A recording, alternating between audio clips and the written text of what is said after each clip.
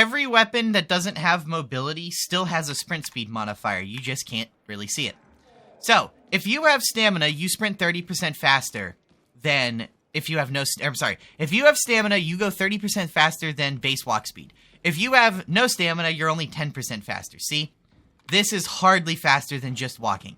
If you have no stamina, honest to God, you're more often than not better off just not sprinting, letting your stamina come back, and then going from there as with sprint. If your stamina comes back so slowly that you feel like you can't do that or it's not worth it, maybe you need better stamina management tools in your loadout. Sprint efficiency, a stamina curio, because stamina is one of the most important stats.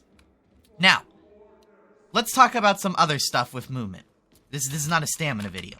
So, a lot of weapons have tech like this, where you can attack, go into a slide, and go faster. Some have chargeable heavies, notably really the knife, where you can move faster just by holding this down. You're gonna have to play around and figure out what your weapon is, if it has anything like that. Now, sliding is an important piece of the puzzle that I don't see people use a lot. So, that's the wrong button. Sliding lets you go underneath bullets. So you could do something like this to get around a Reaper. If I can fucking do it. Stop being a scrub. Yeah, this is more of advanced tech here.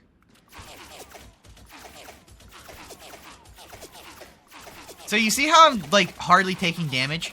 Apart from the occasional, like, single shot? And I'm avoiding that really annoying-ass stagger stun that happens. Because I'm just straight up sliding underneath the bullets.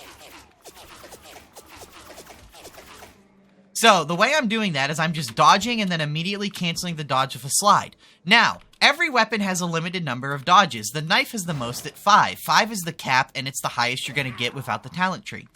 So, this takes 2 dodges. You can go into the negative in dodges, it just lowers the effectiveness of your dodges. Worth noting, negative dodges don't actually consume on a slide, as you can see, they don't actually consume another dodge. So if you're going into the negative on dodges, you might as well slide every single time. Because it doesn't actually increase your dodge count by 2.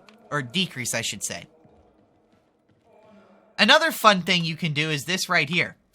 So if you dodge, you go about 4 meters. But if you're on top of a surface like this, and then you dodge, you actually get about an extra meter of dodge distance. Well, okay, in this case, we got 2. So if you're able to, you pretty much always want to clamber dodge. Just clamber dodge. This will allow you to control enemies in a real match so well. Because let's say this is a clamberable box, and you're fighting a horde right here. Well, you just block, walk back into the horde, get on the boxes, dash off of it. Now they've got to walk all the way around, and you just made a ton of space for yourself. I also want to showcase how mobility is kind of just mandatory to keep yourself alive in general. Because with high mobility, you can always create space between you and the enemies.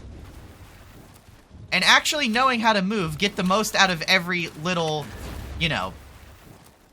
It's knowing how to get the most out of your space. And the most important takeaway is dodge into slide. Like, seriously.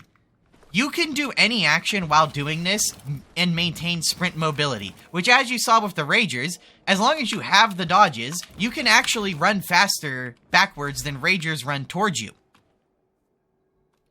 Let's see, is there any other niche tech I want to cover with mobility? I don't want to get too crazy in depth. Oh yeah, curios are direct buffs to your movement by things like stamina regeneration and sprint efficiency. This is what it's like with max sprint efficiency, by the way. You see how I can sprint for basically ever. Really, as long as you have just 1, arguably 2 sprint efficiencies, you can sprint practically forever. It's like a 20-second long sprint.